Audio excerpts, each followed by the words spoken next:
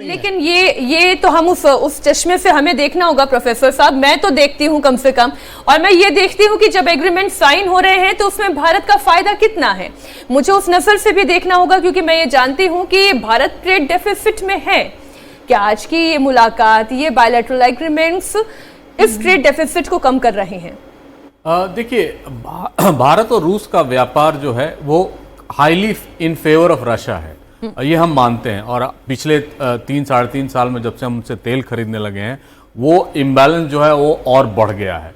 अभी हम करीब मतलब मार्च 2025 का अगर स्टैटिस्टिक्स देखें तो करीब हम $65 बिलियन के नेगेटिव बैलेंस में हैं। तो उसकी भरपाई करनी होगी, और तेल का डिमांड जो है वो भारत में बढ़ता ही जा रहा है। लेकिन जिस तरह से रोजनेफ्ट और लुकोइल पे सैंक्शंस लगाए हैं अमेरिका ने, उसको देखकर रूसी तेल का इस समय डिमांड घटता जा रहा है। प्राइवेट सेक्टर तो बिल्कुल नहीं खरीद रहा है। लेकिन आप ये समझिए कि भारत और बांग्लादेश का व्यापार, यानी भारत बांग्लादेश को $12 बिलियन के करीब का सामान बेचता है। हम रूस को सिर्फ $5 बिलियन का सामान बेच सकते हैं।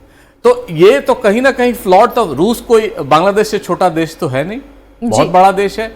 उसके भी रिक्वायरमेंट जो बांग्लादेश के हैं या जो भारत के रिक्वायरमेंट है उससे कम नहीं होंगे।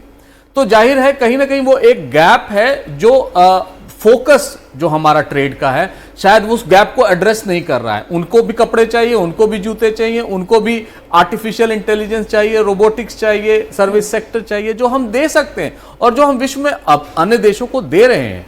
उनको भी लेबर चाहिए, और लेबर मोबिलिटी पैक्ट इस बार हुआ है कि कम से कम ब्लू कॉलर वर्कर वहां जाएंगे, क्योंकि उनके लोग कम। और आपको जानकर आश्चर्य होगा कि रूस की जनसंख्या घटती जा रही है।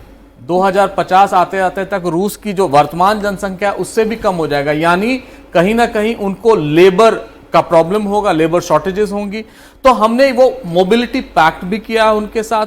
और जो आपने कहा डेफिसिट बैलेंस है, उसको कैसे कम किया जाए, ये एक बहुत बड़ा क्वेश्चन है। भारत पूरे विश्व में $1025 बिलियन का ट्रेड करता है, और लगभग $1025 इंपोर्ट करता है, $875 हम एक्सपोर्ट करते हैं बिलियन US।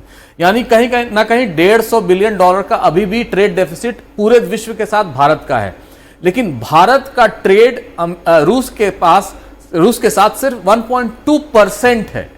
रूस का ट्रेड भारत के साथ उनके टोटल ट्रेडिंग का, एक्सपोर्ट का 1.7% है। तो इस गैप को कम करने के लिए हमें ज्यादा से ज्यादा, और 2030 का जो विजन डॉक्यूमेंट अब बना है कि हम $100 बिलियन का उनको या व्यापार करेंगे, उसमें ये सारी चीजें आएंगी। और उसी के दरमियान हम तो सिर्फ डिप्लोमेटिक रिलेशन देख रहे हैं। 7 मिनिस्टर आए, राष्ट्रपति पुतिन आए, रोजाटोम के चीफ आए, उनकी सेंट्रल बैंक की गवर्नर आई, लेकिन हम ये नहीं बता रहे हैं कि 700 उनके व्यापारी भी अभी भारत मंडपम में हैं।